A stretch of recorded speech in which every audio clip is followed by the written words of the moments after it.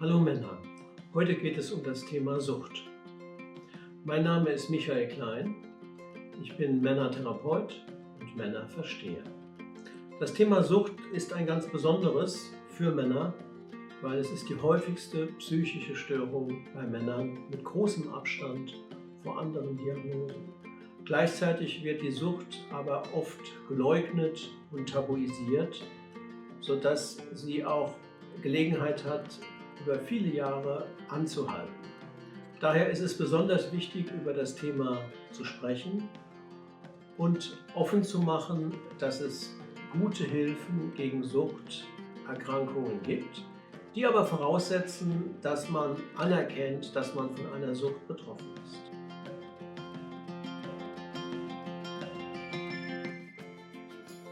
Von was können Menschen süchtig werden?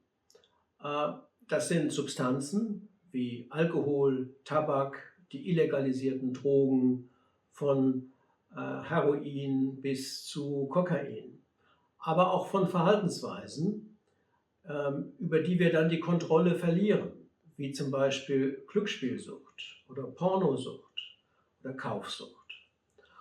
Die Sucht kann sich also auf Substanzen oder auf exzessive Verhaltensweisen beziehen.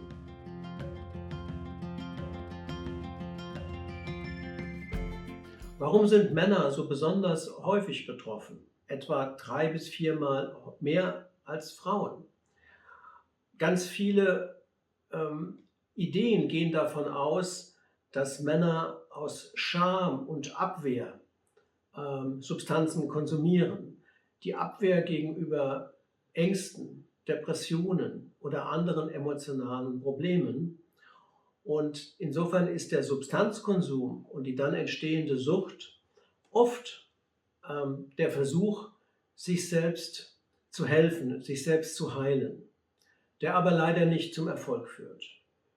Viele Männer konsumieren auch Substanzen wie Alkohol oder Drogen, um ihren Stress zu reduzieren. Auch das ist nicht von Erfolg gekrönt, nur kurzfristig. Viel besser ist es, wenn wir lernen, uns zu entspannen oder anders mit Stress umzugehen. Das Wesen der Sucht ist also im Kern der Verlust unserer Verhaltenskontrolle. Hinzu kommen Zwänge im Verhalten, Leugnen, Abwehr, Nachlassen der sozialen Kontakte und oft auch Verlust von Menschen, die uns lieb sind, Partnerinnen, Kinder, Eltern. Wie viele Männer sind von Sucht betroffen in unserem Land? Es sind mindestens 2,5 Millionen Männer, die von Alkohol, Tabak oder Verhaltenssüchten abhängig sind. Wenn du die Idee hast, dass du betroffen sein könntest, hol dir Hilfe, lass dich beraten. Bei der Sucht ist es am besten, so früh wie möglich dagegen anzugehen und zu versuchen, das Problem zu bewältigen. Denn die Sucht kommt schleichend und die Betroffenen merken es oft nicht, sagen aber in der Rückschau, wenn sie dann Hilfe bekommen haben, dass es ihnen jetzt klar ist, warum es so gekommen ist oder so kommen musste. Die Sucht ist auch eine gefährliche psychische Krankheit, weil sie das Leben deutlich verkürzt. Bei Alkohol zum Beispiel wird die Lebensdauer um durchschnittlich 10 Jahre verkürzt. Und jedes Jahr sterben in unserem Land 120.000 Menschen an Nikotinabhängigkeit und 70.000 an Alkoholabhängigkeit. Es ist also ein lebenserhaltender Ansatz, gegen seine Sucht anzugehen und sie zu überwinden.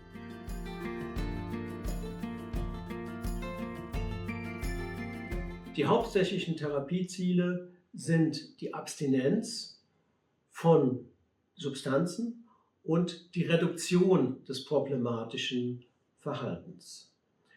Gute Hilfen gibt es in den Sucht-Selbsthilfegruppen, in der anonymen Beratung und in den Suchtberatungsstellen und schließlich auch in der ambulanten Psychotherapie.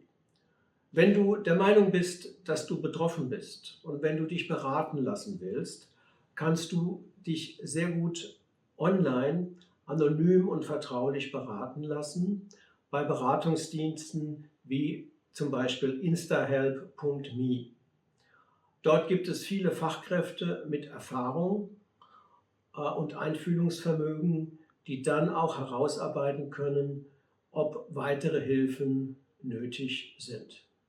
Und was ist bei Sucht zu tun? Egal, ob es eine Substanzsucht oder eine Verhaltenssucht ist, um die es sich dreht, entscheidend ist der erste Schritt, der Wille zur Veränderung, zum Aufhören mit dem problematischen Verhalten. Der Abschied von der Sucht ist der entscheidende Schritt zur Bewältigung der Sucht. Und dieser Abschied sollte nicht morgen, sondern heute geschehen. In jedem Jahr gelingt es in unserem Land, mehr als 100.000 Männern ihre Sucht zu überwinden, abstinent zu werden in den meisten Fällen und damit wieder ein lebenswertes Leben für sich und auch für ihre Familien führen zu können.